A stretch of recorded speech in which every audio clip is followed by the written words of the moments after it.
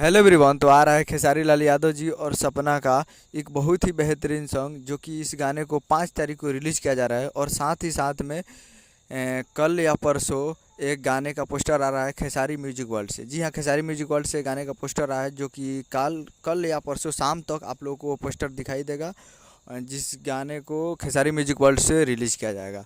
और 5 तारीख को जो आ रहा है, 5 तारीख को खेसारी लाल यादव जी और सपना चौधरी का एक बहुत ही बेहतरीन हरियाणवी सॉन्ग का फुल टीजर को 5 तारीख को रिलीज़ किया जा रहा है।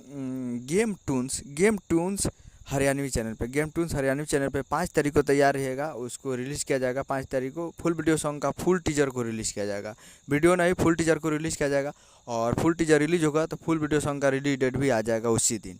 तो 5 तारीख को तैयार रहेगा फुल वीडियो सॉन्ग के लिए, हरियाणवी सॉन्ग के लिए, जिसमें वीडियो में खेसारी लाल यादव जी और सपना चौधरी जी हैं। सिर्फ वीडियो में है, आवाज़ खेसारी लाल यादव जी का नहीं है, गलहोत का किसी का है।